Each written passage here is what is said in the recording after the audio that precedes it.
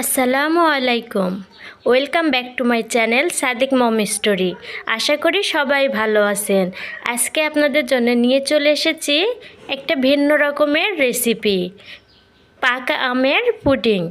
তো রেসিপিটা আপনাদের কেমন লাগে অবশ্যই কমেন্টে জানাবেন, আর ভিডিওটি ভালো লাগলে চ্যানেলটা সাবস্ক্রাইব করবেন।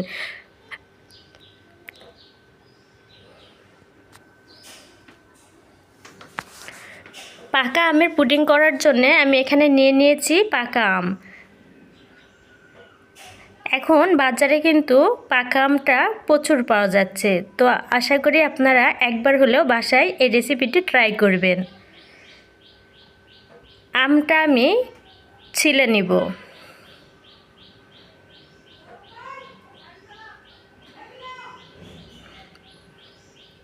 আর এইভাবে আমটার রস বের করে নিব।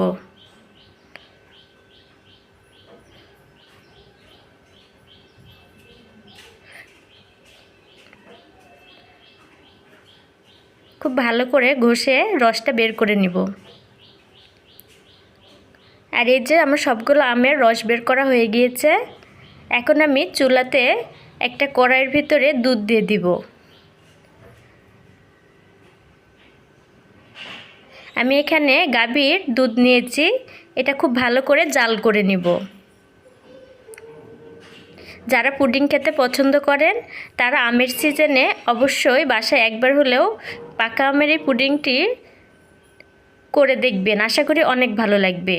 দুধটা খুব ভালো করে জাল করে নেওয়ার পরে ওর ভিতর দিয়ে দিলাম আগের থেকে আমের যে রসটা বের করে রেখেছিলাম সেই আমের রসগুলা। এখন খুব ভালো করে জাল করে নিব। আর এই রেসিপিটা বাচ্চারা অনেক পছন্দ করে। দুধের সাথে আমটা খুব ভালো করে জাল করে ফুটিয়ে নিতে হবে।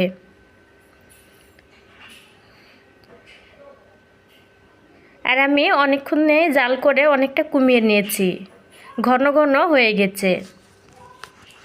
আমি এর ভিতরে দিয়ে দিব সামান্য পরিমাণে চিনি। পাকা আম আর আমটা আমার অনেক মিষ্টি, আমি এখানে আমরুপালি আম ব্যবহার করেছি। আমরুপালি আমটা আমার অনেক মিষ্টি ছিল, এই জন্য আমার চিনির পরিমাণটা কম লাগবে।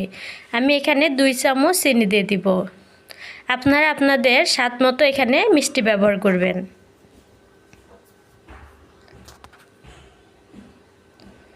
আর দিয়ে দিব কর্নফ্লাওয়ার। কর্নফ্লাওয়ার কিন্তু আপনাদের লাগবেই। কর্নফ্লাওয়ারটা 2 চামচ বাটিতে নিয়ে নিব।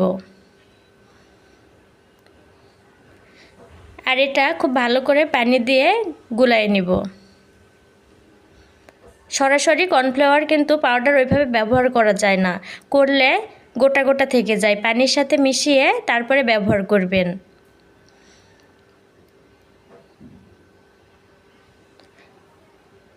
আর আমের পুডিং দেখে কালারটা কিন্তু কত সুন্দর না।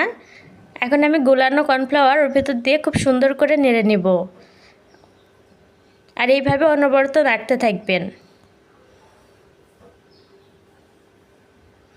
একেবারে সহজ রেসিপি, সাদিক মম স্টোরি মানেই তো সহজ রেসিপি। আর আজকে আপনাদের জন্য চটজলটে একটা পুডিং রেসিপি নিয়ে চলে এসেছি। আশা করি ভিডিওটি আপনাদের অনেক ভালো লাগবে। ভালো লাগলে লাইক কমেন্ট শেয়ার করতে একদমই ভুলবেন না। আর অবশ্যই চ্যানেলটাকে সাবস্ক্রাইব করবেন। খুব ভালো করে জাল করে নিচ্ছি। অনেকটা ঘন হয়ে গেছে, এখন আরেকটু নেড়ে নিব, নিচে যেন লেগে না যায়। এরকম ঘন হতে হবে। এর থেকে বেশি পাতলা থাকলে কিন্তু পুডিংটা ভালো করে জমবে না। তো অবশ্যই চেষ্টা করবেন আমার মতো এরকম করে ঘন করে নেওয়ার। এখন আমি চুলাটা বন্ধ করে দিব। আর আমি একটা বাটিতে নিয়ে নিয়েছি, এটা আমি ঠান্ডা করে 1 ঘন্টার মতো ঠান্ডা করতে রেখে দিব। 1 ঘন্টা ঠান্ডা করার পরে আমি 1 ঘন্টার জন্য কিন্তু আবার ফ্রিজে রেখে দিয়েছিলাম। অবশ্যই ঠান্ডা হওয়ার পরে আপনারা নর্মাল টেম্পারেচারে ফ্রিজে রেখে দিবেন। তো এই যে আমার পুডিংটা কত সুন্দরভাবে জমে গেছে। খুব অল্প সময়ে সহজ একটি রেসিপি, বাচ্চারা এটা অনেক পছন্দ করে। তো আশা করি ভিডিওটি আপনাদের অনেক ভালো লেগেছে। ভালো লাগলে চ্যানেলটা সাবস্ক্রাইব করবেন। আমি উপরে একটু পাকা আম কেটে দিয়ে দিব পরিবেশনের জন্য।